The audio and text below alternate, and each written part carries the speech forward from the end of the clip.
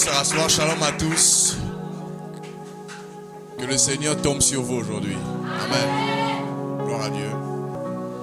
Donc frères et sœurs, nous allons poursuivre notre série d'enseignements sur, n'est-ce pas, les rudiments du monde. Je veux rappeler le thème, hein? C'est toujours important.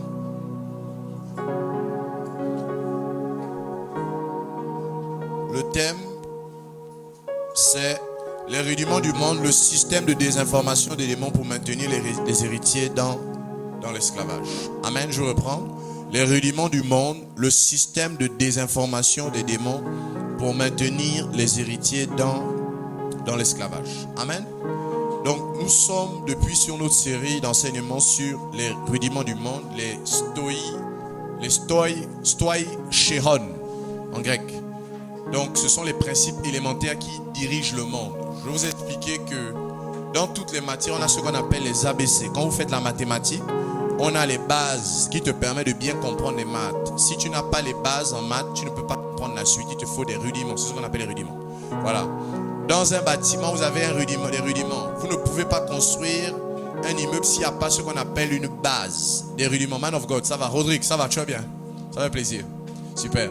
Donc, les rudiments, n'est-ce pas, ce sont les fondements sur lesquels repose un édifice, une structure. Pour ce bâtiment, on a dû faire des rudiments. On a dû faire des bases. Et à partir de ces bases, on peut maintenant monter des murs. Voilà. Alors, quand on parle du cosmos, en fait, le mot grec pour parler du monde, c'est le cosmos. Il y a deux mots. Il y a le mot aion, qui veut dire, qui est traduit aussi souvent par siècle. Et il y a le mot cosmos. L'univers cosmos, ça parle des galaxies, des humains qui sont à l'intérieur, ça parle des lois spirituelles qui sont à l'intérieur du monde. Donc, et quand on parle en général du monde, le côté négatif, c'est l'humanité sans Dieu qui s'oppose à la volonté de Dieu. L'humanité ou l'environnement qui est autour de toi, qui t'empêche d'obéir à Dieu. Et quand on parle de l'environnement, ça peut être tes amis, ta famille, tes collaborateurs, n'est-ce pas, tes collaboratrices, ton quartier, ta génération, ton pays. Donc, quand on parle du monde, c'est un ensemble de personnes qui vont s'opposer à toi lorsque tu vas vouloir obéir au Seigneur. Amen. Le monde, c'est l'environnement qui t'entoure, qui t'empêche d'obéir à Dieu. Donc, lorsque tu as décidé d'accepter Jésus, tu avais tes amis. Tes amis vont te dire, oh, est-ce que Dieu aussi a dit qu'il faut arrêter de boire? C'est les premiers qui vont te challenger. Lorsque tu as décidé de suivre Jésus, tes collègues, ils vont te dire que mais tu ne viens plus au after, pourquoi? Donc, les premiers qui vont commencer à te combattre, c'est ce qu'on appelle le monde. Et le monde, ce sont les gens que tu connais, d'abord. Avant que ça soit des personnes que tu ne connaisses pas, que tu ne connais pas autant pour moi. C'est d'abord tes proches, des gens qui te connaissent. La Bible déclare que lorsque Jésus a commencé son ministère, ses propres parents l'ont traité de dégénéré, de fou. Vous savez ça, non? Voilà. Quand il a commencé le ministère, la Bible déclare que son père, sa mère, n'est-ce pas, l'ont pris pour le fou. Sa mère et ses frères, n'est-ce pas, l'ont pris pour quelqu'un qui est hors de sens. C'est les premiers à le combattre. Ensuite, comme vous le savez, sa patrie le combattait. Vous savez que quand Jésus allait faire les miracles, on a dit, mais ça c'est le fils du charpentier. Pourquoi? Il fait quoi ici? Donc, les premiers qui ont commencé à le combattre, ce sont d'abord ses proches. Amen. C'est pour ça que quand on vient au Seigneur, les premiers qui vont nous combattre, qui ne vont pas comprendre, c'est d'abord nos proches. D'accord? C'est ça le monde. D'abord. Donc, ce sont les personnes qui ne pensent pas comme Dieu, qui ont une manière de penser justement qui est influencée par les rudiments du monde qu'on est en train de développer. Donc les rudiments du monde, c'est quoi? Je vais vous expliquer que de la même manière que l'une maison a un fondement, une matière en fait, on a les ABC de la matière. De la même manière, le monde a un fondement. Et c'est ce fondement sur lequel Satan manipule les pensées des humains. Donc, quand on parle du monde, la Bible déclare par exemple, ne vous conformez pas au siècle présent, donc au monde, mais soyez transformés par le renouvellement de l'intelligence. Pourquoi? Parce que dans le monde, vous avez ce qu'on appelle des bases. Et ce sont ces bases-là qu'on appelle les rudiments. Maintenant, de quoi parlent ces bases? Je vous ai dit que ces bases, en fait, les bases du monde commencent après la chute d'Adam. Alléluia. Lorsque Adam, qui représentait l'humanité, a chuté, d'accord? La première mentalité, la première émotion, d'accord, le premier caractère qu'il a commencé à manifester, c'est quoi? Dis avec moi, la peur. Ça veut dire que quand tu es dans le monde, tu as toujours peur du lendemain. La première chose que Adam a commencé à manifester, c'est la peur. La Bible déclare qu'il a vu Dieu, il a eu peur. Il a dit, j'ai eu peur, je suis allé me... Depuis ce jour, toutes les personnes qui sont dans le monde ont toujours peur de quelque chose. Les gens ont peur de leur avenir, ils ne savent pas ce qu'ils vont devenir. Les gens ont peur de la maladie. Et sachez que Satan va exploiter ces peurs pour vous mettre dans une instabilité émotionnelle. Vous ne savez pas ce qui arrive demain, vous êtes instable. Ce n'est pas la volonté de Dieu que vous soyez tout le temps instable. Ça n'a jamais été la volonté de Dieu. Ce sont les bases qu'on appelle les rudiments du monde. Et il manipule par des peurs pour créer même des maladies. Attention, ça va très loin. Je vous assure qu'il y a des gens qui tombent malades parce que il y a des gens qui ont le cancer. Le cancer. Parce qu'ils ont eu d'abord, tu as peut-être le cancer du sein. Ça commence comme ça, je vous assure. Tu pars te faire dépister. Et les pensées commencent à venir. Et le cancer rentre. Je me rappelle, il y a une soeur qu'on avait délivrée comme ça, elle avait commencé à avoir des pensées. On a prié pour elle, c'est tombé. À l'époque, on était à Tramanguil. Ça, il y a une soeur, Erika avait reçu une parole de connaissance. Il y a une soeur qui a commencé à avoir des pensées. Effectivement, elle pensait qu'elle était malade. Elle avait commencé à penser au cancer. Et puis, on a prié pour elle, elle est tombée. L'esprit du cancer est parti. Oui.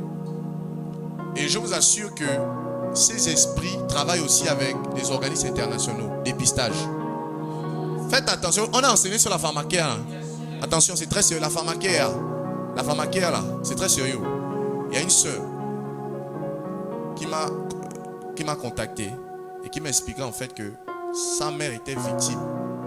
Suivez-moi bien, elle était victime de quelque chose de très négatif.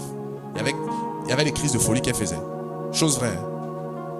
Et on prêchait le message sur la pharmacare. Elle déraillait, elle commençait à dérailler, elle commençait à faire des choses, des besoins sur elle. C'était compliqué. Vous comprenez? Mes frères, c'était la pharmacare qui agissait. C'était, en fait, des choses compliquées. En fait, elle perdait le réseau. Vous savez ce que c'était? Vous voulez savoir ce que c'était? C'était les effets secondaires des médicaments. Effets secondaires des médicaments. Et on prêchait sur la pharmacare. Et la sœur a eu le réflexe de dire, qu'est-ce qu'elle consomme en ce moment? On regarde. Effets secondaires, c'est bien écrit que les gens deviennent fous. Pharmacare, c'est sérieux, hein? Je pense qu'on va faire un séminaire sur la pharmacare. C'est très sérieux. On prêchait sur la pharmacare. J'expliquais que la pharmacare, le mot pharmacare qui a donné pharmacie, ça veut dire poison ou remède. Et je vous expliquais, c'est pour ça qu'il y a une duplicité dans les pharmacies. Tantôt c'est le poison, tantôt c'est le remède. Mais aujourd'hui, la plupart de vos médicaments, ce sont des poisons. Parce que c'est du commercial. Et il faut que vous dépendez de ça. Donc on réduit les doses. Mais en réduisant les doses, on ajoute d'autres produits chimiques qui créent des effets secondaires. Je vous assure que plus de 80% des maladies sur la terre, c'est la pharmacare. Et la pharmacare, ça va même dans ce qu'on mange. Je vous ai dit que l'homme, c'est le seul être vivant qui empoisonne un aliment. Les autres animaux qui l'empoisonnent la meurent. Mais lui dit, on va manger ça. Les pesticides. J'ai jamais compris ça. Tu vois bien comment les bêtes là, elles meurent. Parce que tu empoisonnes, ils mettent les trucs, non? Dans l'alimentation. Ils mettent les engrains, tout ça aussi. Ça joue aussi sur la pharmacare parce qu'il y a des engrains qui sont très, très, très cancérogènes. Vous savez ça, non? Voilà. Donc on nous fait manger des produits qui... Parce qu'on veut faire quoi? Le commerce. C'est le gain. La cupidité, ça, c'est... La cupidité, vous allez comprendre pourquoi c'est une idolâtrie. Il y a un Dieu derrière la cupidité. Et les cupides sont prêts à tout. Juste pour faire du business. Quitte à ce que ta santé prenne un coup. Eux, c'est pas leur problème. Ils veulent faire vite pousser le boumangrin. Comment on appelle ça? Le poulet. Le bœuf. Il dope le gars là. Toi qui aimes manger la partie de l'aile là. Mais c'est là où on vaccine les gars là. Bien même comme il se faut. Ils ont les vaccins là bien. Et toi tu veux les ailes. Moi c'est les ailes. Moi c'est les ailes. Même pas toi-même faire un poulailler. C'est pas si compliqué que ça. Et toi on te voit, tu croques les ailes avec le plaisir. Aïe! Ta partie préférée. On l'a injecté bien là où tu as croqué là. Bien comme il se faut. Je vous assure, moi j'ai un frère qui faisait dans le poulailler. On injecte ici aux ailes pour qu'il soit en forme. Parce qu'il y a des maladies bizarres. Toujours, hein. Les poules du village n'ont pas de problème avec les maladies. On comprend. Je n'ai jamais compris ça. Les poules du village, elles sont là. Elles picorent partout, elles n'ont pas de problème, elles vivent. Si ce n'est pas la vieillesse qui les tue, ou bien un chien qui va les tuer, ou bien même un gars qui va les manger, elles sont là en forme. Mais les poules de chair, elles sont fragiles comme pas possible. Et on est obligé de les injecter. Je ne sais pas qui a fait croire cette science-là même. Alors qu'on peut en fait utiliser on peut utiliser la nature. Il y a plein de choses bio qu'on peut utiliser. Tout ça après ça a un impact sur la santé. Donc la pharmacopée c'est très sérieux. Je vais faire la parenthèse. C'est très sérieux. L'affaire de l'alimentation, les médicaments, plein de choses qu'on veut nous commercialiser facilement. Et après qui ont des répercussions sur la santé. Les AVC ont augmenté à cause de ça, ce qu'on mange, c'est la pharmacopée. Et je vous dis, la pharmacopée, c'est le plus haut niveau de sorcellerie, parce qu'on parlait de la sorcellerie. Lorsque Paul dans Galates 5 parle de la sorcellerie, il parle de la pharmacopée. C'est-à-dire qu'il est en train de dire que, les gars, laissez-moi votre truc, les sorciers du village, là, c'est encore le petit niveau. Les plus grands sorciers, ce sont les personnes qui réfléchissent sur comment faire du commerce, mais facilement. Comment, n'est-ce pas, envoûter les gens, comment diminuer la population africaine. Ils sont en train de monter en puissance. On va introduire des génomes dans leurs produits. Est-ce que vous savez que, je vous explique, les serviettes jetables des femmes là, il y a beaucoup de trucs cancérogènes. C'est pour ça que le taux de cancer a augmenté en Afrique. Les serviettes hygiéniques là, il y a plein. J'ai écouté une émission là-dessus. Même les mèches, les cheveux. C'est pas pour faire peur, mais c'est très sérieux. Je vous dis la vérité, c'est très sérieux. Il y a des choses que les femmes africaines développent beaucoup plus que d'autres. Par exemple, les problèmes d'endométriose, kyste ovarien. Écoutez bien ce que je vais vous dire. Faites les recherches. Regardez, faites une comparaison en termes de statistiques. En France, autant pour moi en Europe, en Afrique. Et puis vous allez voir en Afrique là, c'est haut level. Ça vient de quoi? Plein de produits qu'on vous donne. C'est pour ça que Paul dit, priez pour tout. On doit prier, on doit sanctifier les choses. Vous n'aimez pas prier. Vous pensez que prier là, c'est juste pour perdre de temps. Vous ne priez pas pour les repas. Vous achetez un bien au marché, vous ne priez pas, alors que c'est pour votre propre protection. Votre propre protection. Vous avez l'occasion de rendre grâce à Dieu pour détruire certainement des choses qui sont dessus. Mais vous ne priez pas. Vous prenez, vous portez. Vous priez. Alléluia. Amen. Le monde qui nous entoure, Paul a dit que le plus grand niveau de sorcellerie, c'est la pharmacopée. La pharmacopée. Ce sont des personnes qui réfléchissent. Ce n'est pas les sorciers qui sont là, ils prennent le balai, ils font le vampire, des vampires même bidons. Il va aller posséder sa propre mère parce qu'il ne veut pas qu'elle se marie. Des choses inutiles même. Vous n'en comprenez même pas. Les plus grands sorciers sont les sorciers qui réfléchissent, qui sont assis. Qui réfléchissent sur comment faire en sorte qu'un produit soit rentable. Facilement, on veut vendre vite, à moins de coûts. Alors, produit chimique. Et on met un produit chimique comme ça qui est nocif pour l'organisme. Et puis basta, on s'en fout. Nous, on veut seulement produire de chiffres. C'est les plus grands sorciers. Je vais vous expliquer que est-ce que vous savez que ce qu'on appelle l'industrie de la drogue, ne pensez pas que l'industrie de la drogue, la drogue, parce qu'à l'époque, moi, je pensais que la drogue, c'est quelque chose qu'on prenait dans la forêt, on fumait ça, et puis c'est... Non. Écoutez, très bien. L'industrie de la drogue, c'est les gars les plus sophistiqués du monde. Ce sont des chimistes, ils ont des laboratoires, ils sont équipés, ils ont des salles, ils ont des... Regardez, regardez, il y a plein d'États qui sont avec eux. Laissez-moi ça. C'est toute une industrie. C'est ça la pharmacopée. Qu'est-ce qu'on fait? On rend toute une génération droguée. C'est pire qu'un sorcier qui vend un vampire. C'est pire. Là, c'est la vraie sorcellerie. La pharmacopée, ils sont dans les hôpitaux. On deal les organes des gens. Elle rentre à l'hôpital. N'est-ce pas? Elle rentre à l'hôpital. Elle a un petit mal à l'orteil. Le mal d'orteil se transforme. On ne connaît même pas. Elle est morte seulement. L'autre a mal à l'oreille. Écoutez-moi, il y a beaucoup de docteurs là, c'est des sorciers. C'est pas des docteurs, c'est des gars qui ont fait allégeance, ils ont fait des pactes sur des pactes de sang sur les organes humains. Et c'est le deal, on a vu ça dans l'Apocalypse, non? Dans le livre d'Apocalypse, on a bien vu qu'en effet, que dans Babylone, comment on appelle ça? Dans Babylone, ils vendent des organes humains, ils vendent des corps, on a dit qu'ils font des trafics de corps et d'âmes. Je vais vous expliquer comment Satan donne des maladies aux gens. Donc, il trafique les âmes et il trafique les corps. Trafiquer les corps, là, c'est sérieux. Les gens meurent et puis on récupère ton organe parce que on vend ça. Il y a un riche qui a besoin d'un cœur. On cherche quelqu'un ceux qui fait une opération bizarre. Et avant ça, on te fait d'abord signer. On te fait d'abord décharger les trucs. On ne sait même pas pourquoi ils sont déjà aussi véreux sur le fait de te faire décharger. Ça cache quelque chose derrière pour se protéger. Et ils te font décharger, tu décharges et puis tu rentres à l'hôpital, tu meurs. Eux, ils sont couverts. Ah non, on avait déjà la décharge. Regardez, ils se protègent avec ça. Et puis toi, tu es parti, On a récupéré tes organes, on n'a même pas fait l'autopsie. Ils ont récupéré peut-être le poumon, il y avait quelqu'un qui avait besoin de ça. On devait faire un deal. Ou encore dans certains réseaux, on a peut-être demandé à certains riches qui veulent monter en puissance de manger le cœur humain. Mais oui, ça existe, hein? C'est sérieux. Vous avez entendu parler de l'affaire Epstein? On est ça. C'est une abomination. Hein? Regardez, souvent on prêche des choses. Quand les choses commencent à être réelles, là, c'est l'affaire qu'on appelle l'affaire Epstein, là, qui a fait le boucan. Là. Est-ce que vous savez que c'est une affaire de satanisme? Il y a du satanisme là-bas. Le gars couchait avec les petites filles, il faisait des pratiques. Un gars très riche et il invitait tous les présidents du monde. Vous savez ça, non? Mais là, ils sont en train de tout faire ça. C'est du satanisme. Il y a eu des sacrifices dedans. Humains. Donc c'est sérieux. Hein? Le satanisme là, ça existe beaucoup. Hein? Les États-Unis pratiquent beaucoup ça. C'est pas un truc qui est une fiction ou bien qui est complotiste, ça existe.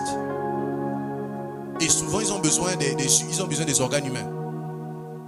Et vous connaissez pas, ces gens ont le power, ils ont la puissance financière. Donc ils sont capables de dire à un docteur, écoutez, nous on a besoin d'un cœur là. On a 300 millions là, sur la table. Vous pensez que le docteur le paye à 200 000 ou 300 000, il va se poser des questions. Surtout que dans notre pays, on a un problème avec la corruption. Il va se poser des questions. On lui propose 300 000, lui il est payé, il se plaint tout le temps. Ah, je gagne 500 000. On lui dit 300 000 est sur la table. Donne-moi juste un cœur là. Le gars va faire une opération. Te fait signer les trucs, il récupère le cœur. Et c'est pas que ça n'a pas été prouvé. Il y a déjà des documentaires qui parlent de ça. Attention, trafic d'organes humains. Je vous dis, ça existe déjà dans plusieurs pays. En Ouganda, ça existe. Il y a plein de pays où même les gars partent eux-mêmes dealer leur organe. Donc ça existe. Trafic humain. Et les rudiments du monde. Nous étions sur les rudiments du monde. C'était une parenthèse. Les rudiments du monde. Frères et sœurs, les rudiments du monde, ce sont des esprits. J'ai expliqué ça. Ce sont, n'est-ce pas, les bases de ce monde. Le monde a des bases. Et pour Satan, pour te manipuler, il utilise ces bases-là. La convoitise de la chair, l'orgueil de la vie, et puis la convoitise des yeux. Nous sommes dans 1 Jean, chapitre 2, à partir du verset 15, je pense. Hein. Est-ce qu'on peut lire ça d'abord? Avant que Adam ne chute, vous vous rappelez, on lui a dit que Satan est venu et lui a dit le fruit lui a proposé de manger le fruit. Et la Bible déclare qu'elle a vu que le fruit était agréable à la vue, bon à manger, précieux pour ouvrir l'intelligence. Vous vous rappelez, non? Alors, depuis ce jour, Satan, n'est-ce pas, propose ça. Ce sont les bases, ça fait partie des bases du monde. Le monde te propose la convoitise des yeux. Tu as la capacité de pouvoir satisfaire tes yeux. La convoitise de la chair, n'est-ce pas? La possibilité de pouvoir te livrer aux concupiscences charnelles, aux appétits mondains, te livrer aux passions infâmes, à la fornication, à la masturbation, à la pornographie, aux boîtes de nuit. À la base, c'était pas comme ça, hein? Parce que la Bible déclare que Satan a fait cette proposition à Adam et Ève. Sur quoi? La convoitise des yeux, l'orgueil de la vie et la convoitise de la chair.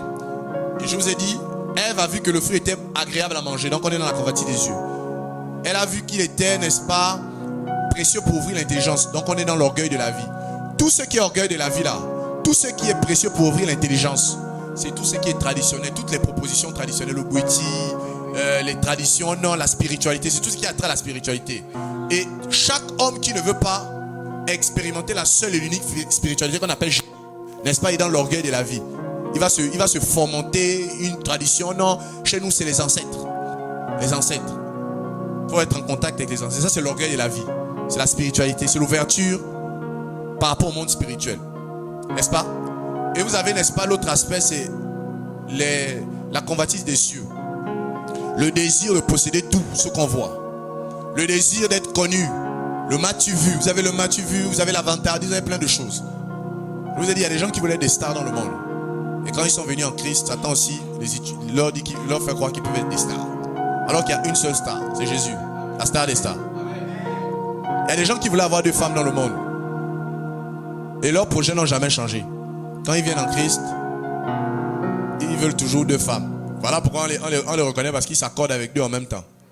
Et il y a des femmes aussi qui sont comme ça. Elle ne sait pas là où choisir, donc elle s'accorde avec 2 hommes en même temps. Parce que dans le monde, déjà, elle avait ça. Elle voulait vivre ça à Starmania. Et elle vient en Christ. Elle n'a pas abandonné le monde. Elle a toujours son vieux projet. De suivre Jésus avec ses casseroles. Frère, la Bible déclare que n'aimez pas le monde, ni les choses qui sont dans le monde, car celui qui aime le monde, l'amour de Dieu n'est pas en lui. Amen. Est-ce qu'on peut lire le passage? Oui. Nous sommes dans 1 Jean 2. À partir des versets 15, j'ai eu la parole de Dieu. N'aimez point le monde, ni les choses qui sont dans le monde. Si quelqu'un aime le monde, l'amour du Père n'est point en lui. Car tout ce qui est dans le monde, la convoitise de la chair, la convoitise des yeux et l'orgueil de la vie ne vient point du Père, mais vient du monde. Amen. Amen. Donc c'est des choses auxquelles nous devons renoncer. Quand on parle des bases là, Satan, pour te maintenir dans la captivité, il t'a déjà jeté les bases dans le cœur. Chaque personne qui naît sur la terre a déjà des bases du monde en lui. Jésus a dit, le prince de ce monde vient, mais il n'a rien en moi. Amen. Donc chaque personne qui vient sur la terre, parce que je vous expliquais que quand Satan a chuté, boum, il est tombé, non? Toute l'humanité s'est reconstruite sur sa chute. Me suivez? L'humanité s'est construite sur la chute d'Adam. L'humanité qui est venue après là, ils se sont construits sur la chute d'Adam. La preuve en est que les fils d'Adam étaient à son image et à sa ressemblance, puis à l'image de Dieu. À l'image d'Adam et à sa ressemblance. Ça veut dire que l'humanité qui se bâtit, toute l'humanité qui se bâtit présentement là, elle se bâtit sur la chute d'un homme qu'on appelle Adam. Depuis lors, parce que après ça, la Bible déclare que quand ils ont mangé le fruit, leurs yeux se sont ouverts. Mais à quoi? Au monde charnel, au rudiment du monde. Leurs yeux se sont ouverts à quoi? À la spiritualité des mangongodi boko, les faux trucs comme ça. Leur spiritualité s'est ouverte aux traditions, aux boutis, aux boîtes, aux mouiri, aux njobi, tout ça là. Ils sont dans... En fait, ils sont plus conscients de la sorcellerie même, des attaques de la sorcellerie, que même de la puissance de Dieu. Vous comprenez? Et ça, c'est les premières choses. Il n'y a pas que ça. Quand on parle de rudiments, je vous ai dit, parmi les choses, n'est-ce pas, que Satan nous a transmis, c'est la peur. Est-ce que vous savez que la peur s'oppose à la foi? Je vous assure que à l'époque, je pensais que c'était la blague. Il y avait un chant qu'on chantait là, que j'avais écouté. Au début, je ne comprenais pas le chant, mais après, j'ai compris la profondeur du chant. Le chant, c'est: je ne suis plus esclave de la peur, je suis maintenant un enfant de Dieu. En fait, la peur, c'est le vrai contraire de la foi, c'est la peur. C'est la peur. Parce que la foi, c'est le courage, c'est la détermination. La peur, c'est le contraire de la foi. Vraiment le vrai contraire. Et je vous assure que l'esprit de peur là, c'est un esprit que Satan utilise. La Bible déclare dans Hébreux chapitre 2 que, n'est-ce pas, prends Hébreux chapitre 2 s'il te plaît. Hébreux chapitre 2, la Bible déclare que Satan, le prince, le dieu de ce monde, n'est-ce pas, tenait les captifs par la crainte de la mort, la peur. Est-ce que vous savez que Satan utilise la peur pour mettre les gens sous sa captivité? Toute forme de peur, Satan peut t'attraper à partir de là. Job a dit quoi? C'est ce que je crains et ce que je redoute. Ce que je crains, c'est ce qui m'arrive, et ce que je redoute, c'est l'esprit de peur. L'esprit de peur là te donne des imaginations. Je vous ai expliqué que les rudiments du monde, ce sont des esprits qui causent en vous des imaginations. Ce qu'on appelle les kirimos. D'accord? Ce sont des imaginations. C'est-à-dire que Satan te fait imaginer tout ce qui est négatif. Et il te donne même l'ingéniosité dans tout ce qui est mal. C'est ce qu'on appelle les imaginations. C'est-à-dire les rudiments du monde, ce sont des esprits qui créent des prisons mentales. C'est plus dangereux. Ils sont même plus dangereux qu'autre chose. En fait, quand l'apôtre Paul parle du combat spirituel, il commence à citer ce qu'on appelle les archers. Il dit, on n'a pas à lutter contre la chair et le sang, mais contre les dominations. Le mot domination veut dire archer. Ça veut dire les commencements. Ça veut dire commencement, les premiers. Ça veut dire, n'est-ce pas, les principautés. Archer veut dire, en fait, ça parle des anges. Parmi les anges, ça parle des premiers anges. Par exemple, quand on dit l'archange Michael, on dit bien archange, ça vient archer. Archange veut dire archer. C'est-à-dire que c'est les anges supérieurs, les premiers à être créés. Ça fait partie des premières catégories d'anges à être créés. Parce que quand Dieu a créé, les anges, il les a créés en termes de primauté. C'est-à-dire qu'il a commencé du plus puissant au moins puissant. Vous savez ça? Voilà. Donc les premiers à être créés, ce sont les archers. Voilà pourquoi on les appelle, ça a donné le mot domination. La domination. D'accord, en politique, on parle de domination. Donc, quand Paul dit dans Éphésiens chapitre 6, nous n'avons pas lutté contre la chair et le sang. C'est-à-dire qu'il est en train de dire que si tu as un problème avec un collègue, laisse savoir le collègue. Il y a quelqu'un derrière lui. S'il y a un problème dans la famille, laisse les gens de la famille ou les sorciers. Il y a quelqu'un derrière les sorciers. Amen. Et donc, il dit on n'a pas lutté contre la chair et le sang, mais contre les dominations. Donc, c'est-à-dire les premiers êtres qui ont été créés, les plus grandes catégories des anges déchus, les dominations, les archers. Ça a donné archon. D'accord également. Ça veut dire les princes. Jésus a dit le prince de ce monde vient. Le prince se dit archon en hébreu. Ça veut dire les magistrats. Ce sont des esprits qui ont des lois. Suivez-moi bien, attention. Ce sont des esprits, vous allez comprendre bien le combat spirituel. Le combat spirituel, c'est pas envoyer le feu. Vous n'êtes pas des pyromanes. On envoie le feu au village, le feu de Makoku, le feu de Tibaga. Laissez-moi les choses là. Alléluia. Laissez le feu, vous allez gaspiller le feu là pour rien. Le feu sur le toit des sorciers qui me mangent. Même toi-même, tu es un enfant de Dieu, on va te manger encore comment? Écoutez-moi bien. Là où vous devez concentrer votre énergie, envoyer vraiment le feu. C'est contre les dominations là, mais c'est pas envoyer le feu. Eux là, il faut changer votre mentalité. Regardez, pour les vaincre, il faut commencer à délivrer j'ai envie de dire, des mentalités de pauvreté. On va toucher ça. Des fausses mentalités, des raisonnements humains. C'est-à-dire que je vous ai expliqué que ce sont les esprits qui se battent à vous maintenir dans les prisons. Je vais donner un exemple. Je donne souvent des exemples concrets. La Bible déclare que nous sommes assis en Christ dans les lieux. Mais tu fais les songes où tu es enchaîné au village. Ce sont les esprits là. Ils utilisent ce qu'on appelle, n'est-ce pas, le mensonge sensoriel. C'est des esprits de mensonge. Ils te projettent des images où tu te retrouves enchaîné chez la grand-mère. Alors que la Bible déclare que tu es assis en Christ dans le lieu céleste. Et quand tu te réveilles comme ça, tu commences à douter de la parole. Tu commences maintenant à... Regardez, il t'amène dans les faux combats. Alors qu'il y avait une vraie intercession que tu devais faire. Tu es maintenant en train de combattre. Je combats la grand-mère. Oh, je combats. Il te désoriente. Voilà comment tu ne pries même plus pour ce pourquoi tu devais prier. Tu es décentré, tu es déconcentré. Dans ton imagination, tu es troublé. Il y a une atmosphère de lourdeur qu'ils ont mis. Tu ne vois plus clair. Ce sont les esprits là qui travaillent. Ils t'envoient des songes où tu es enchaîné alors que la Bible... Et donc tu commences à douter. Ils veulent te faire douter de la parole. Ils veulent te faire douter de ce qui est écrit. Tu vas faire des songes où tu tombes dans l'impudicité. Tu te réveilles. Seigneur. Regardez, je vous ai expliqué que le thème c'est les esprits, n'est-ce pas, les rudiments du monde. Les rudiments du monde, n'est-ce pas? Le système de désinformation. Qu'est-ce que c'est une désinformation? J'ai expliqué ça la dernière fois. Une désinformation, c'est une diffusion volontaire, n'est-ce pas? En fait, une communication, je veux dire quoi? En fait, ce qu'on appelle la désinformation, c'est la volonté manifeste qu'ont certaines chaînes médiatiques de donner des fausses informations pour manipuler les gens. C'est tout, hein? Donc, ils sont intentionnels. C'est-à-dire qu'ils donnent des informations là. Mais ce n'est pas des informations fondées. C'est fait exprès juste pour créer des opinions. Manipuler. Et je vous ai expliqué que dans le monde là, la plupart de vos chaînes médiatiques, c'est des grandes chaînes de désinformation. Je vous donne un exemple. France 24, BFM, toutes ces chaînes là s'appuient sur 3 sources d'information. Vous avez ce qu'on appelle les agences de presse. Vous avez l'AFP, donc l'agence française de presse. Vous avez Reuters. Thomas Reuters, je les connais très bien parce qu'on a fait une formation avec eux. Reuters, d'accord, qu'on appelle aujourd'hui Thomson Reuters. C'est l'agence britannique. Et vous avez une autre agence américaine. Le nom m'échappe. Ce sont les 3 agences sur lesquelles toutes ces autres chaînes-là s'appuient. Et souvent, ces sources-là donnent des fausses informations. Ça veut dire que, en fait, toutes ces chaînes-là, elles ne vérifient pas l'information, elles copient-collent, elles donnent les informations. Par exemple, France 24, ils vont parler, par exemple, l'Iran en train d'être bombardé par les États-Unis. Ils prennent ça directement de l'agence américaine. En fait, il y a 3 agences. Les Européens, particulièrement le monde européen, la vision européenne, s'appuie sur 3 agences. Ce sont les 3 agences-là qui donnent les informations aux Européens. Et ils donnent aussi les informations, bien évidemment, à tous les pays qui ont été colonisés par les Européens, donc le Gabon. Donc France 24 là. Mais souvent, ce n'est pas toutes ces informations qui sont vraies.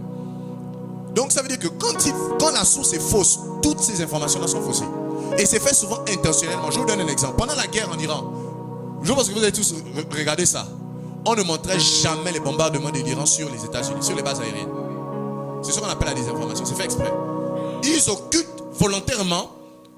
Ils vont vous donner les informations, ils vont vous montrer, ils vont même souvent même mettre l'Iran en train d'attaquer les États-Unis. Mais les images qu'ils montrent, c'est les États-Unis qui bombardent l'Iran. Parce qu'ils ne veulent pas paraître faibles. D'accord? Et vous allez voir qu'il y a plein de personnes qui se plaignent. Mais pourquoi ils ne donnent pas les informations? Pourquoi on montre seulement les États-Unis? C'est parce que c'est eux qui maintiennent l'information. C'était eux. Si vous allez dans d'autres médias, vous allez voir que c'est l'inverse. On vous montre l'Iran qui a bousillé sérieusement les bases américaines. On vous montre l'Iran qui a sérieusement détruit carrément le Mossad. Attention, ils ont détruit carrément le siège du Mossad. Mais ils font exprès de maintenir l'information pour vous faire croire en fait que c'est les plus forts.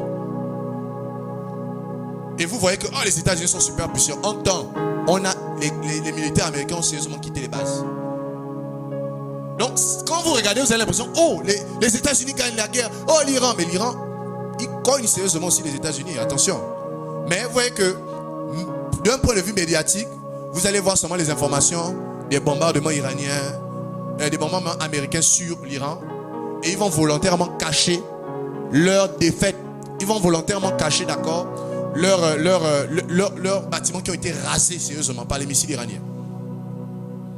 Tout ça c'est fait pourquoi? Pour maintenir une information, pour faire croire aux gens qui écoutent que les États-Unis sont les plus forts, l'Europe est supérieure. En temps, c'est pas souvent ça.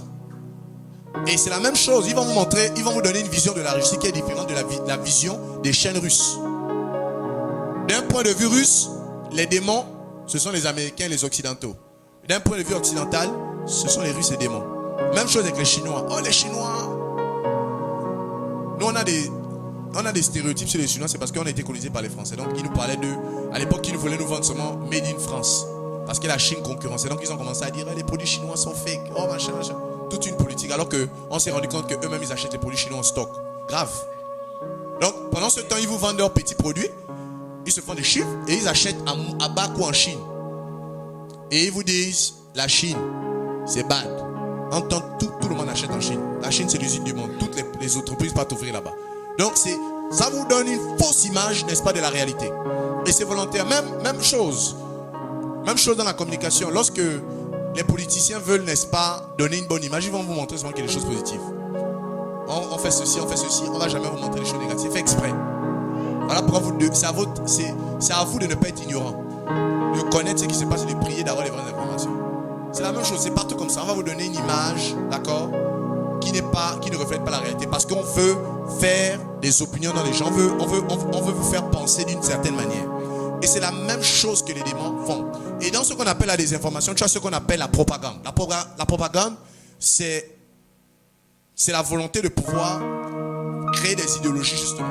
Vous avez le complotisme. Le complotisme, c'est pour quand ils veulent par exemple frapper un pays, ils sont obligés de dire que le pays fait des armes atomiques pour justifier le bombardement.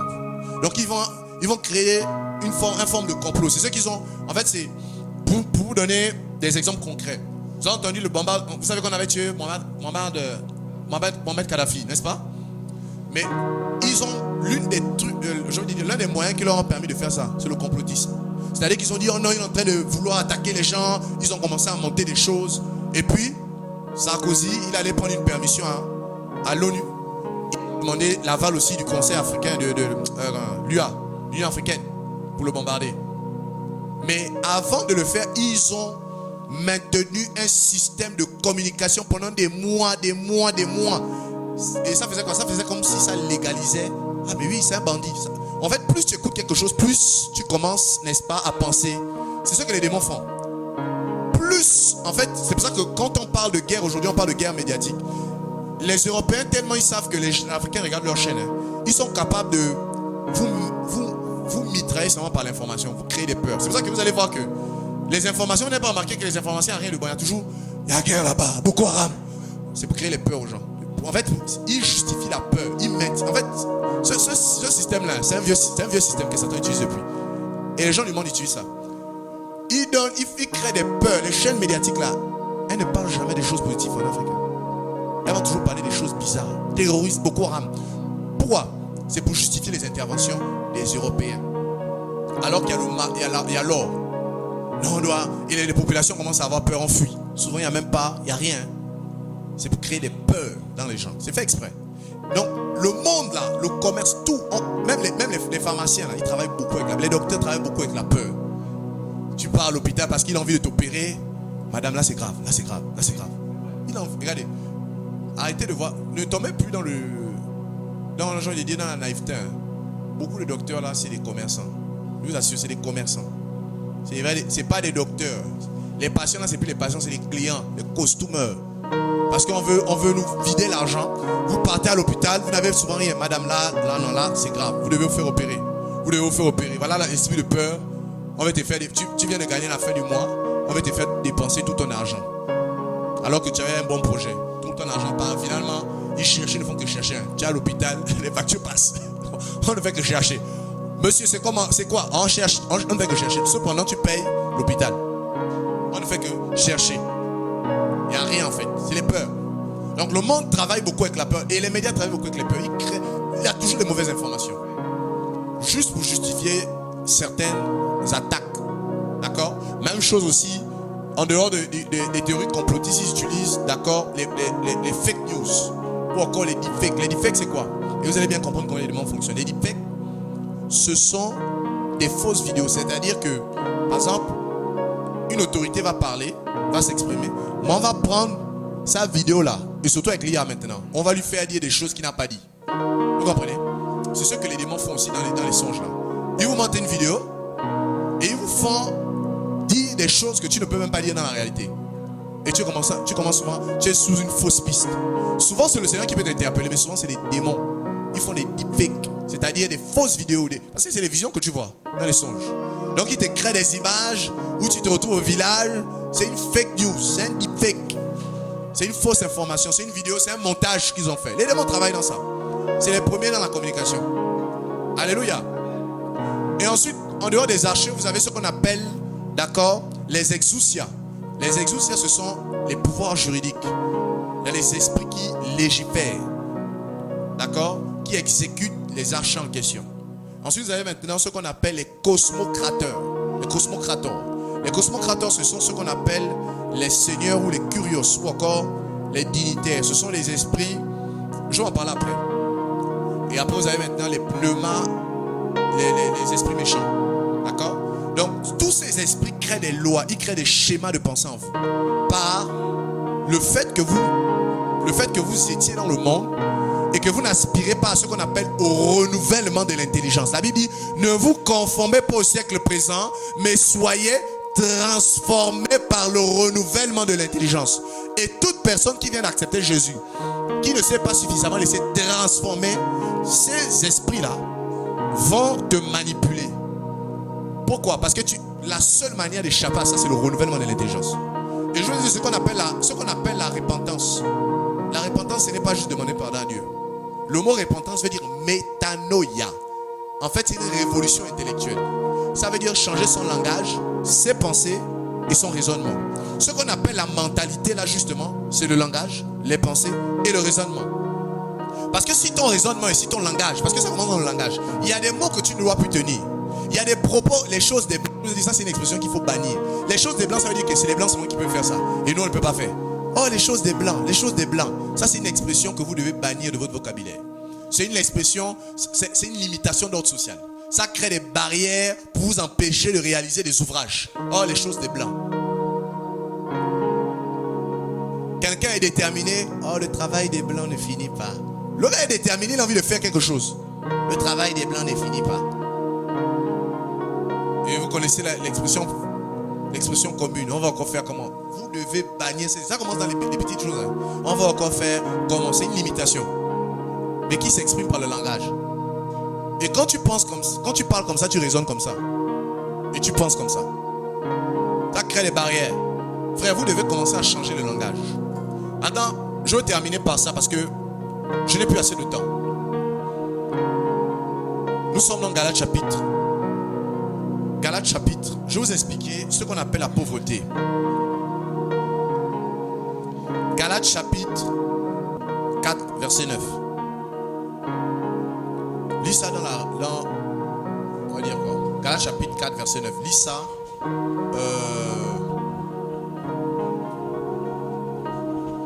Verset 9. Lis ça un peu dans la Bible amplifiée. Je vais t'envoyer ça, non? Lis juste le verset 9 dans la Bible amplifiée. Et puis tu passes dans la Strong. On va regarder des mots. Je vais vous expliquer ce qu'on appelle la pauvreté.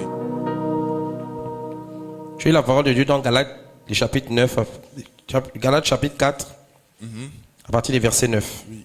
Il est écrit: maintenant toutefois, depuis que vous en êtes venus à connaître le vrai Dieu, ou plutôt à être connus de Dieu, comment se fait-il que vous retourniez encore vers les principes élémentaires, faibles et sans valeur, auxquels vous voulez être asservis de nouveau?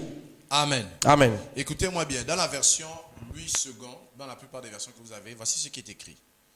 Mais à présent que vous avez connu Dieu, ou plutôt que vous avez été connu de Dieu, comment retournez-vous à ces faibles et pauvres rudiments auxquels de nouveau vous voulez vous asservir? Dis avec moi, faible et pauvre. Alors commençons par le mot pauvre. Je vais vous expliquer ce qu'on appelle la pauvreté. Écoutez-moi bien. Les rudiments là, ce sont les esprits qui créent la pauvreté en vous. Et c'est quoi la pauvreté? C'est une mentalité. Jésus a dit: l'Esprit du Seigneur est sur moi car il m'a donné d'annoncer une bonne nouvelle Ça veut dire que si on annonce une bonne nouvelle aux pauvres, c'est que les pauvres pensent mal. La pauvreté, c'est une mauvaise façon de penser.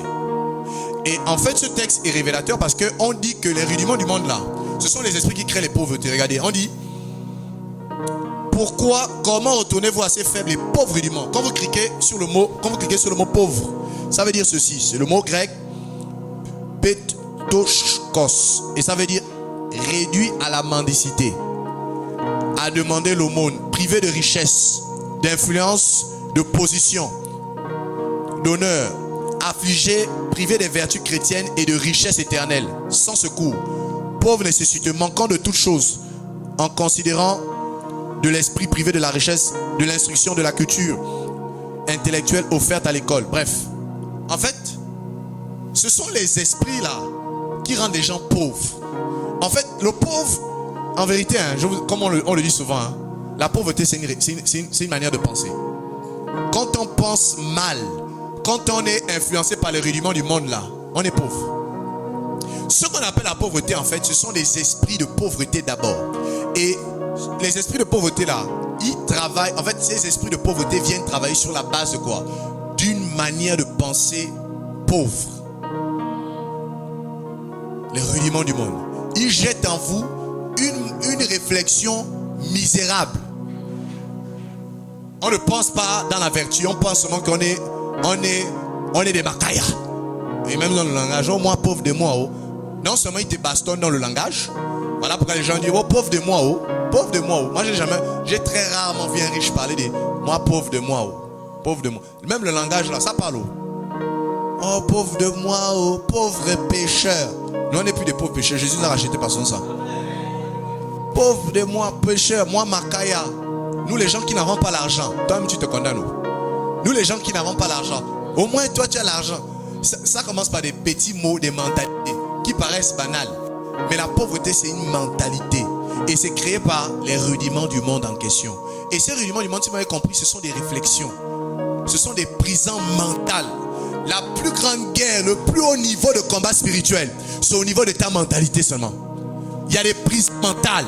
La pauvreté en fait c'est une prison mentale.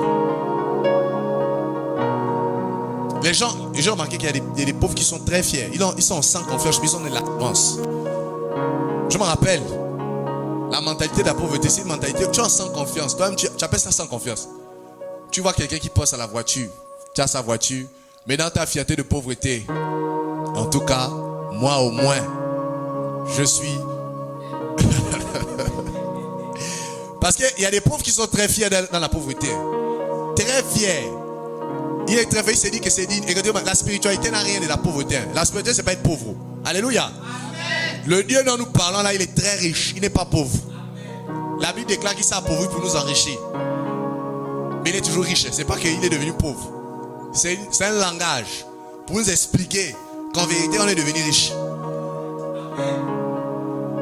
Frère, vous devez sortir de cette mentalité de pauvreté. Amen. On doit sortir de ça. Les réflexions de pauvreté où regardez, moi, je me suis lancé moi-même un défi. Là. Moi, je vais faire dans les mines. Amen. Pourquoi on va réfléchir? Oh non, on va seulement faire location de voiture. Location, qui a dit ça? Qui a dit ça? Qu'on doit seulement faire dans la location. Pourquoi on ne va pas transformer le pétrole? Qui a dit ça? C'est les esprits de pauvreté. Amen. On a peur d'oser. On est seulement, oh, moi je vais avoir. Je me rappelle d'un frère. il a l'occasion de prendre une bonne voiture. Lui-même, regardez la mentalité de pauvreté. À l'époque, il gagnait 500 000. À l'époque, là, il a certainement plus. Lui-même, personne n'a mis le joug. Il veut même me faire accepter une fausse mentalité. Il voit une voiture passer. Il y a une bonne voiture qui passe. Une bonne voiture, tranquille, confortable.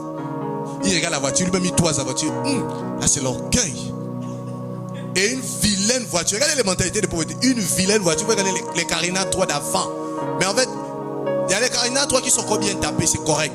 Mais une vieille Carina, clando, les phares sont cassés.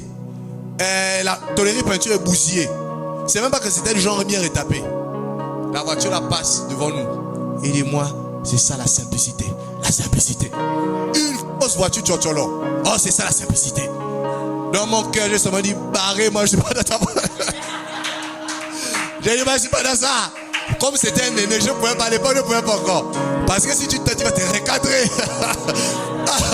Il va prendre la parole. La Bible déclare la simplicité. Frère, j'ai senti que le frangin là, moi je ne suis même pas dans toi. Dans mon cœur, j'ai dit, barré, moi je ne suis pas dans ça. Moi je vais avoir je vais avoir mon GX, je ne suis pas dans tes trucs là. Regardez quoi? Oh! Et il était très fier. Si tu fais l'erreur, il t'injecte la mentalité là. C'est-à-dire qu'une belle voiture passe. Oh l'orgueil. Ah ça c'est trop tape à l'œil. Une voiture tchotchola. Regardez les mentalités. Une voiture vilaine. Oh la simplicité non. Et il me dit comment non. J'ai signé ça. Vous voyez qu'il y a des gens qui veulent te contraindre à devenir pauvre. Non. Alors. Mais si tu le dis possible, il va sortir de paix. La Bible déclare. Oh. Frère, moi j'ai dit barré de mon cœur. Bad. Quoi? Et vous voyez qu'il y a des gens comme ça. Ils se disent que la spiritualité c'est être pauvre. Tu viens à l'église, tu en sens confiant. Jésus à l'époque, Seigneur Jésus. Polo comme ça là. Et au nom de. Là, on est simple. À l'époque, on montait les polos comme ça. La simplicité. Jésus de Nazareth, c'est grave. Mais ça, c'est quel mensonge? Jésus, son habit, la Bible dit qu'il avait une seule couture sur son habit. Même le tailleur de Jésus. Ça, c'est le haut de gamme. Enfin, on donne. Il y a des précisions violentes dans la Bible. On dit sa tenue était d'une seule couture. Je ne sais pas si qui avait taillé ça. Les coutures qu'on voit là, il faut toujours faire 2, 3, tu es obligé de. Une seule couture. Je ne sais pas comment même il rentre dans ça. Ça veut dire que c'était nerveux. Au point où on s'est partagé sa tunique. C'était du fin lin. Attention. Jésus de Nazareth. Il était. Attends. On le présente comme étant l'homme le plus beau. La Bible déclare dans Somme que c'était le plus beau de tous les fils de l'homme. C'est pas parce qu'on est vilain qu'on est spirituel. Oh, frère.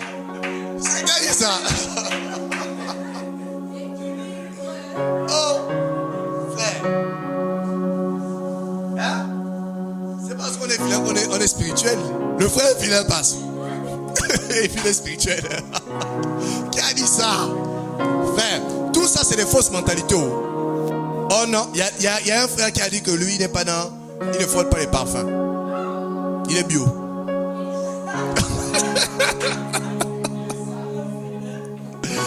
Frère, il y avait des frères comme ça. La simplicité. Les trucs de cancer que ça donne là. Le gars ne frotte pas le parfum. Il a l'embaumé. Hein. Oh, simplicité. C'est les esprits de pauvreté. La soeur ne va pas te regarder à un moment donné, même quand la soeur va venir. Faut mettre les parfums, les gars. Les sisters, mettez les parfums, alléluia. Ça n'a rien de spirituel de ne pas mettre les parfums, alléluia. Je vous dis, c'était une mentalité bizarre. On n'achète pas. Moi, je me rappelle même à l'époque, moi-même. Il y a un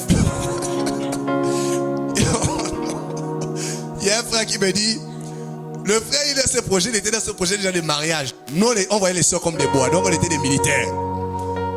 Poitrine bombée, mâchoire bien serré, 1, 2. On n'était pas dans les distractions. Donc, le frère avait déjà son projet. Il vient me partager dans sa vision. Écoute, là même, je suis en train de vouloir ouvrir un compte bancaire. Tout ça, j'ai envie de mettre l'argent. Moi, dans ma folie, je dis, la Bible déclare, oh, j'ai commencé à détruire sa mentalité de vouloir mettre l'argent dans les comptes en banque. Parce que je me suis appuyé sur une mauvaise interprétation d'un passage. Oh, mais ça, toi, tu veux te faire de l'argent par intérêt. Ça, c'est le monde. J'ai commencé à le dénoncer. Oh, le frère, lui-même, il a séché sur place. Il a eu peur. Je ne sais même pas s'il avait après ouvert son compte en banque. J'ai dit, ça, c'est le monde. Ça, c'est les trucs de la terre. Jésus revient. Jésus revient, mon frère. Tu vas mettre ton compte en banque. Tu vas avoir un compte en banque. Pourquoi? Des fausses mentalités. L'apôtre Paul dit que quand j'étais enfant, je parlais comme un enfant. Je pensais comme un enfant. Et je raisonnais comme un enfant. Mais lorsque je suis devenu grand, j'ai fait détruire tout ce qui est de l'enfant. Il dit, j'ai fait c'est une de faire détruire. Tu dois toi-même vouloir faire détruire ça. Ce n'est pas Dieu, c'est toi-même qui décides. Parce que Dieu a mis tout à disposition. Jésus a dit, il nous a tout donné. C'est maintenant à toi de prendre des forces dans le Seigneur pour détruire ce langage enfantin. Non frère, il y a des mentalités de pauvreté, de limitation, d'accord, des schémas de pensée. La Bible déclare, ne vous conformez pas au siècle présent. Le mot c'est suschématizo. Et suschématizo, ça donne, n'est-ce pas, des schémas de pensée. Les esprits là créent des schémas de pensée. En fait, ce sont des esprits, d'accord, qui vous imposent des schémas de pensée, de peur, d'accord, des schémas de pensée, de doute, d'incrédulité. En fait, ce sont des esprits qui vous poussent toujours à voir toutes les situations d'abord. Oh, peut-être je vais mourir. En fait, n'importe quelle situation qui arrive, on est toujours en train de commencer à désespérer. Ce sont des esprits qui créent en vous, n'est-ce pas, le fatalisme social. C'est que c'est fini, c'est la fin du monde, on va mourir. Une chose arrive seulement, c'est fini, on dramatise. Ce sont des esprits qui vous poussent, n'est-ce pas, toujours au fatalisme. Vous appréhendez la vie comme si en fait c'était la fin du monde. C'est fini, c'est dramatique. Ce sont des esprits dramatiques qui dramatisent tout. Quelque chose arrive, tu dramatises. Et tellement tu as dramatisé que c'est devenu, n'est-ce pas, une norme. Et tu as tellement dramatisé que c'est toi-même qui as grossi le problème. Souvent c'est nous-mêmes qui grossissons les problèmes. C'est un petit problème à régler. Qui est-tu grande montagne devant Zorobabel? Tu seras aplani. Mais nous-mêmes, dans notre mentalité, on commence à dramatiser. Oh yo, oh, c'est grave. Qu'est-ce qui est grave? En ce moment c'est fort. C'est fort. Elle-même, elle dramatise un problème. Elle grossit le problème. Et tu as tellement grossi le problème après que tu vas voir Dieu petit. Mais ce n'est pas Dieu qui est petit, c'est toi-même qui as grossi ton problème par tes propos, par la perception que tu as du problème. Souvent, la Bible déclare que c'est dans le calme et la tranquillité que sera votre force. On n'a pas dit dans l'agitation. Ce sont des esprits qui créent l'agitation émotionnelle. La Bible déclare, dans Galates chapitre 4, n'est-ce pas? Galates chapitre 4, Éphésiens chapitre 4, autant pour moi. Que nous ne devons plus être des enfants emportés par tout vent de doctrine. Le mot enfant là, c'est népios. Les enfants sont emportés par tout vent de doctrine. Ça veut dire que n'importe quelle nouvelle, il est troublé, il est emporté. Frères et sœurs, vous êtes des enfants de Dieu. Il faut refuser qu'une chose arrive, vous êtes emportés. Il y a un décès dans la famille. Vous voulez mourir. Frère, je suis avec toi, non? Je suis avec toi. C'est pas la fin du monde. Arme-toi de courage et de force. Refusez que les situations qui vous arrivent soient des situations dramatiques ou fatalistes. Parce que c'est ça qui va vous décourager en vérité. C'est pas autre chose. C'est la manière dont vous-même vous appréhendez le problème qui va vous décourager. Et ce sont des schémas justement de pensée qu'on appelle les rudiments du monde. C'est-à-dire que c'est cette façon de penser là qui est tordue déjà, dès le départ. C'est pour ça que Jean-Baptiste, quand il est venu, il a dit, il va que toute montagne soit rabaissée. Il y a des gens qui pensent, qui ont des complexes de supériorité. Il dit que toute montagne soit rabaissée, que toute vallée soit comblée. Il y a d'autres qui ont des complexes d'infériorité. Les deux, c'est de l'orgueil. D'autres ont des complexes d'infériorité. Ils sont dans les vallées, ils sont dans la dépression, ils sont dans la mélancolie. Ils dramatisent tout. Mais même eux là, on dit que toute vallée soit comblée. Ça veut dire qu'en fait, ici, je vais vous expliquer ça, c'est des schémas. Quand Jean-Baptiste parle, il parle des types de personnes, mais il les présente comme des reliefs. Parce que c'est des reliefs émotionnels, c'est des reliefs de mentalité. Et ces rudiments du monde là, c'est eux qui causent des problèmes. La Bible dit, ne vous conformez pas au siècle présent, mais soyez transformés par le renouvellement de l'intelligence. Et pour être délivré de ça, je vais expliquer ça la prochaine fois. Nous allons voir, n'est-ce pas, comment devenir un télios, c'est-à-dire un fils parfait. Toutes les fois, vous voyez, quand Jésus dit, Soyez parfait comme votre Père Céleste est parfait. Le mot parfait là, ça veut dire homme mature. Homme mature. Lorsque la Bible dit, mais l'homme parfait ne branche pas, un homme parfait ne branche pas. Dans, je pense que c'est Jacques 3. L'homme parfait là, c'est le télios. C'est l'homme mature. C'est celui qui a pris ses responsabilités. Un homme mature ne fait pas sortir de sa bouche n'importe quoi. Amen. Alléluia. L'homme mature. Donc ce sont les esprits là qui causent, n'est-ce pas, beaucoup de pauvreté. Et ces esprits doivent être ébranlés. Nous sommes dans 2 Corinthiens, chapitre 10, versets 4 à 3. 3 à 4. Il y a une version de Bible qu'on appelle la Septante. La Septante, c'est la plus vieille traduction de Bible. Elle a été traduite en Afrique au 2e siècle. Comme j'ai l'habitude de le dire, il n'y avait pas encore le buti, il n'y avait pas encore le melan, il n'y avait pas encore les traditions. Là, le Gabon n'existait même pas. Le mot Bantou n'existait même pas. Il y avait déjà une Bible qui avait été traduite sur le continent africain. Pour dire en fait que l'une des plus vieilles traditions d'Afrique, c'est Jésus. Alléluia. C'est très important. L'eunuque éthiopien fait partie des premiers à être convertis. Il n'y avait pas encore le Goueti. Dianda Makita n'existait même pas encore. Rapo Chambo n'existait même pas encore. Le Gabon, les miennes n'étaient même pas encore arrivés. Ils sont arrivés au 13e, au 14e siècle. Les Fonds sont arrivés au 16e siècle. Il n'y avait pas encore toutes ces religions-là. Mais il y avait déjà un homme qui s'était converti, un Africain, un Éthiopien qui s'était déjà donné à Jésus. Le premier roi à se convertir avant l'Europe. Le premier royaume chrétien, ce sont les Éthiopiens. Le premier royaume chrétien, ils font partie des premiers qui se sont convertis au 4e siècle. Enfin, au 4e siècle, il y avait déjà l'eunuque éthiopien. Je veux dire, là, lorsque toute la nation s'est convertie, c'est au 4e siècle. L'Europe n'était même pas encore chrétienne. Il n'y avait même pas encore les butis, ça n'existait même pas. Il y avait déjà une nation africaine qui était déjà convertie. Et avant même la naissance de Jésus, au 2e siècle, c'est très important cette histoire, il y avait Alexandre le Grand, d'accord, qui avait demandé, parce que c'était sous sa volonté, il voulait lire les textes du Nouveau Testament. Alexandre le Grand, ça fait partie des plus grands conquérants de la Grèce antique. Et il avait demandé qu'on lui fasse traduire la Bible de l'hébreu au grec, d'accord. Il avait réuni 70 anciens, parce qu'on appelle ça la Septante, c'est parce que ça vient de 70, Septante. Donc, 70 anciens, des scribes et des sacrificateurs vont se mettre à l'œuvre pour traduire la Bible de l'hébreu au grec. Donc, c'est au 2e siècle, la Septante. Et cette version de Bible aussi est intéressante parce que si vous voulez avoir des similitudes avec, ça c'est en grec, il faut lire le grec. Aujourd'hui, on peut avoir les traductions, heureusement. Si vous voulez amplifier votre compréhension de certains sujets, notamment des termes dans la Nouvelle Alliance, parce que la Nouvelle Alliance a été écrite en grec. L'Ancienne Alliance a été écrite en hébreu, sauf que la version Septante, comme c'est la traduction de l'hébreu au grec de l'Ancienne Alliance, vous trouvez les mêmes mots grecs pour approfondir votre sujet. Et ce sera le cas aujourd'hui, par exemple. Le mot qu'on va utiliser, les okurimolos, lis un peu là-bas. Le mot qu'on va voir là. Nous sommes dans 2 Corinthiens, les chapitres 10, à partir des versets 3 à 4. Si nous marchons dans la chair, nous ne combattons pas selon la chair. Car les armes avec lesquelles nous combattons ne sont pas charnelles, mais elles sont puissantes par la vertu de Dieu pour renverser des forteresses. Nous renversons les raisonnements et toute hauteur qui s'élève contre la connaissance de Dieu et nous amenons toute pensée captive à l'obéissance de Christ. Amen. Amen. Regarde un peu dans la version, comment on appelle ça? Dans la Strong, s'il te plaît. Le mot forteresse, okirimos.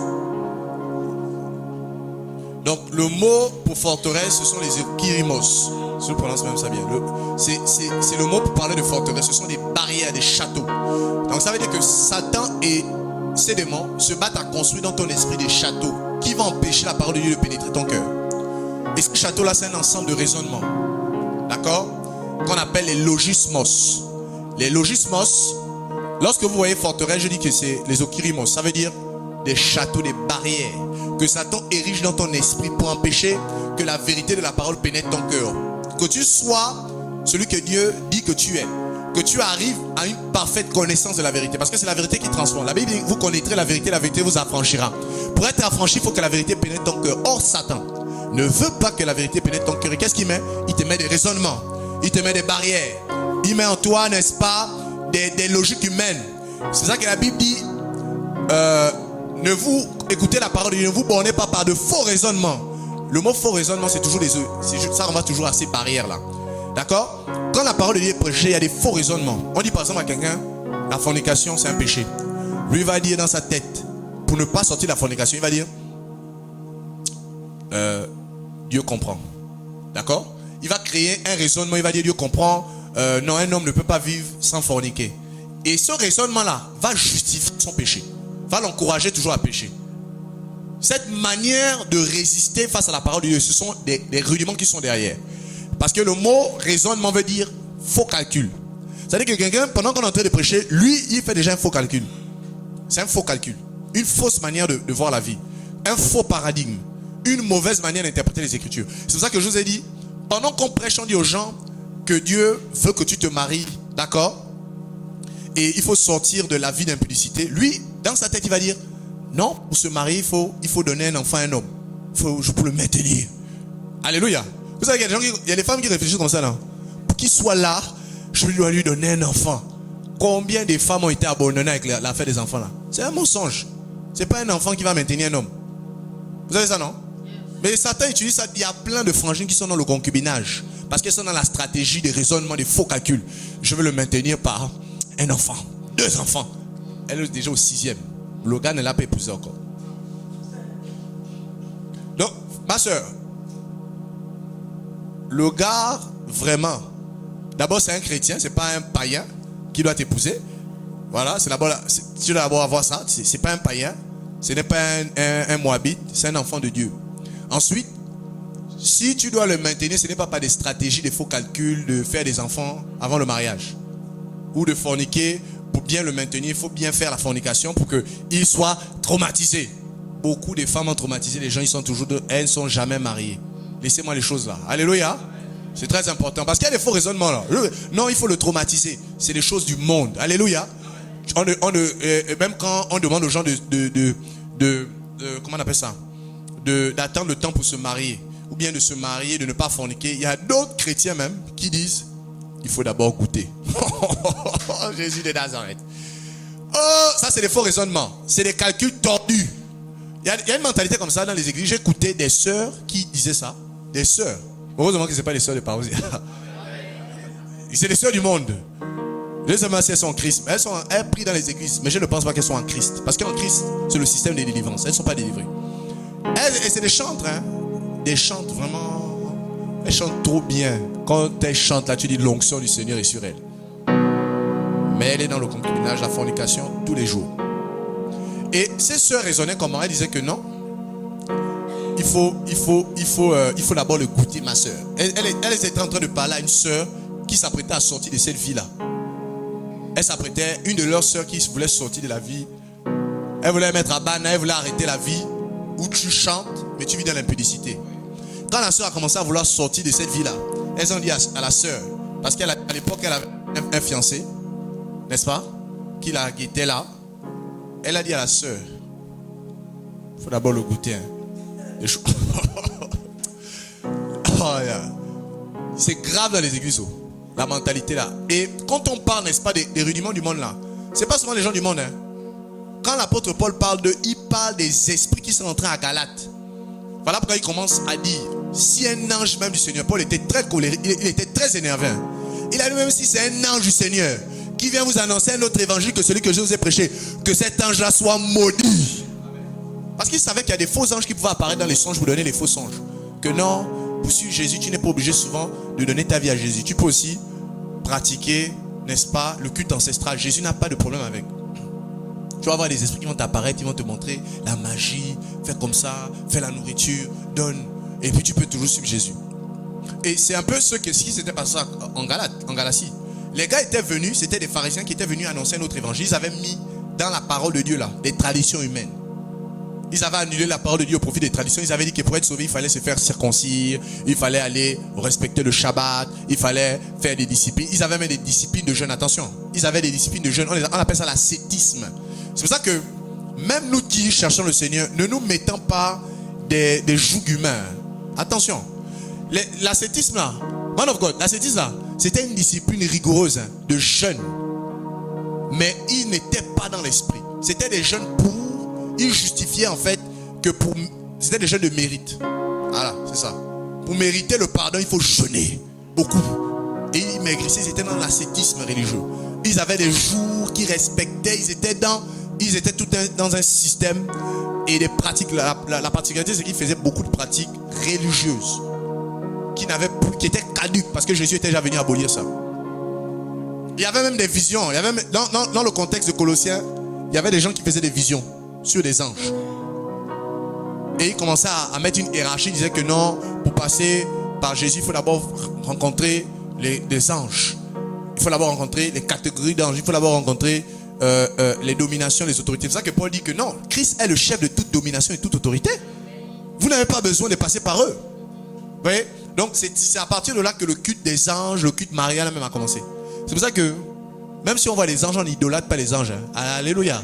Il n'y a pas une doctrine que oh non, mon ange. Parce que c'est ça là qui a amené les doctrines que il faut que tu aies ton ange. Quand ton ange apparaît, il y a plein de trucs bizarres là qu'on a amené dans les églises là. Oh non, quand ton ange va t'apparaître, c'est lui qui doit te donner le top. Il doit murmurer sur ton oreille et puis tu dois commencer le ministère. Il y a plein de religions bizarres là. Pour commencer. Et c'est ça que Paul, il explique, il dit que personne ne vous ravisse le prix de la cause par des fausses visions vaines, des anges qu'ils ont vu, tout ça. D'accord? Parce qu'il y a plein de doctrines qui sont nées à partir des fausses visions. Regardez, nous on reste sur la parole, hein. C'est pas parce qu'on fait des visions. Il y a des gens, il y a des ministères comme ça, ils créent des visions, des fausses visions pour après envoûter les gens. On est maintenant, la plupart des gars qui ont créé des fausses visions là, des fausses doctrines, ce sont des grands visionnaires, ils voyaient beaucoup de choses. Le gars qui a créé le Mormon là, l'église Mormon là, ils sont puissants financièrement, hein. Mais il a fait beaucoup de visions diaboliques, plein de visions, hein. Des fausses visions. Il a dit que Jésus maintenant, le nouveau Jérusalem, c'est le nouveau Jérusalem. Et il a refait carrément tout l'évangile. Il a dit que c'est lui les disciples. Il s'est fait surnommer. En fait, ils ont refait carrément l'évangile. C'est terrible. Parce qu'il a fait les visions. Ellen White, les gens qui ont créé les adventistes du 7e, ils ont fait des visions. Parce que dedans, même dans le contexte, les gens respectaient le Shabbat. Oh non, il faut respecter le Shabbat. Et vous allez voir que ça donnait des dogmes religieux. C'est pour ça que c'est très important. Que ça ne concerne pas juste des traditions du monde. Ça concerne même des rites qui rentrent dans les églises. Des traditions bizarres qui sont entrées dans les églises.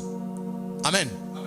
Donc frères et sœurs, nous allons nous arrêter par là pour aujourd'hui. Et on va se lever pour prier.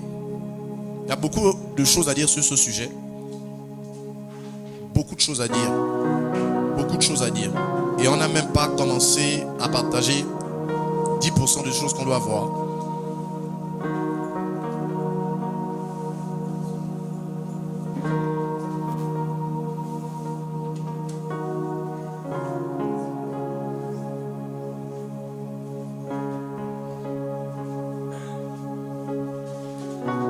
Est-ce qu'on peut se lever? Le mardi, il faut être là. Je vais poursuivre l'enseignement sur le mardi parce que c'est un enseignement tellement long. Et on n'a pas souvent le temps de partager ça en profondeur. Mais le mardi, je vais en profondeur dans certains détails. Je vous assure que la délivrance de beaucoup d'entre vous passe par des prisons mentales qui sont cassées. Paul a dit, les armes avec lesquelles nous combattons, n'est-ce pas, nous permettent de renverser les forteresses. Les forteresses là, ce sont les mentalités à l'intérieur de nous. Et je vous ai dit, la Bible déclare, le texte de base c'était Galates chapitre 4. Aussi longtemps que l'héritier est un esclave, il ne diffère en, aussi longtemps que l'héritier est un enfant, il ne diffère en rien d'un esclave, quoi qu'il soit le maître de tout. Donc, la Bible montre qu'on peut être héritier mais on est esclave. Pourquoi? Parce qu'en fait, on est encore des enfants. On est comme des esclaves parce qu'on est des enfants. Et ce sont les esprits qui maintiennent l'immaturité spirituelle. Ils sont là, ils se battent pour ça. Vous n'atteignez jamais la stature de fils. Vous allez rester des immatures. Vous pensez, et parler comme un enfant, c'est quoi? Les plaintes, les murmures. Vous, tout ce qui est dans les murmures, les plaintes, vous êtes encore des enfants. Hein. Les plaintes là, les enfants là, quand ils ont faim, est-ce qu'ils parlent? Les murmures, les pleurs, les enfants. Un enfant, il ne parle pas, il ne connaît même pas le langage de la guerre. Il pense comme un enfant, il raisonne comme un enfant.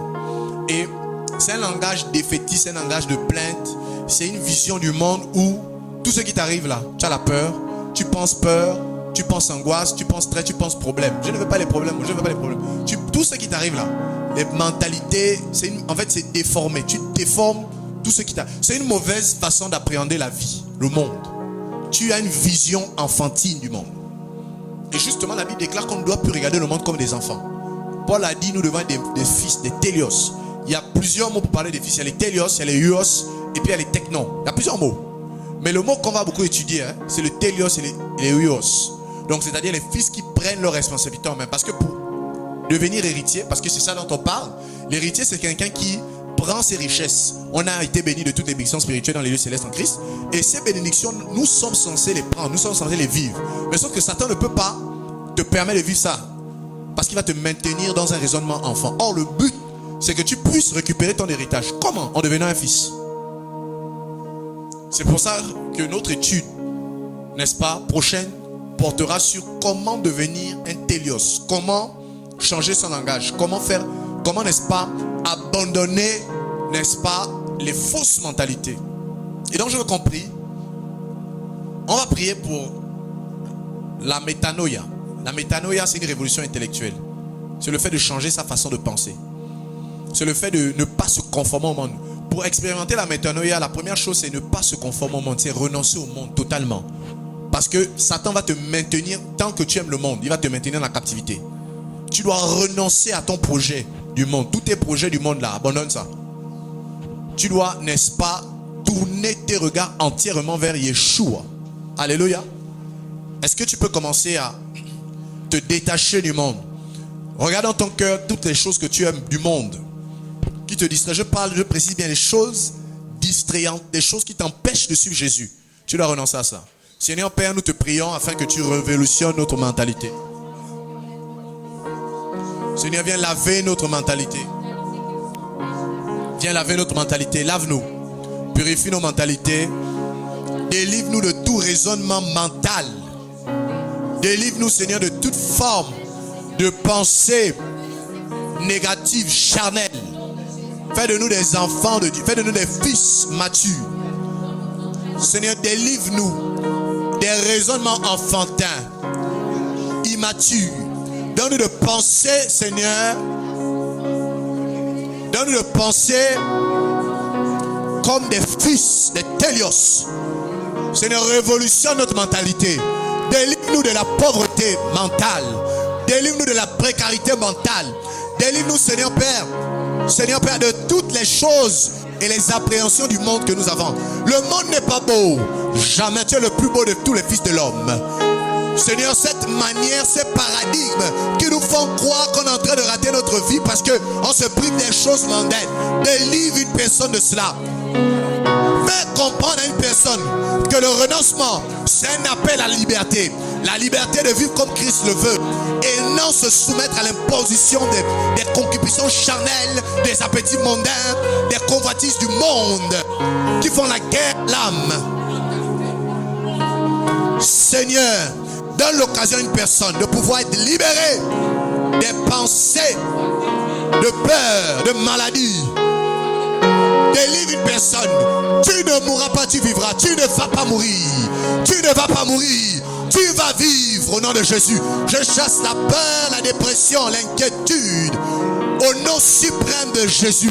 Nous renversons les forteresses mentales, les barrières de pauvreté, les barrières de peur, les barrières d'angoisse, les barrières, n'est-ce pas, de stérilité, d'infécondité.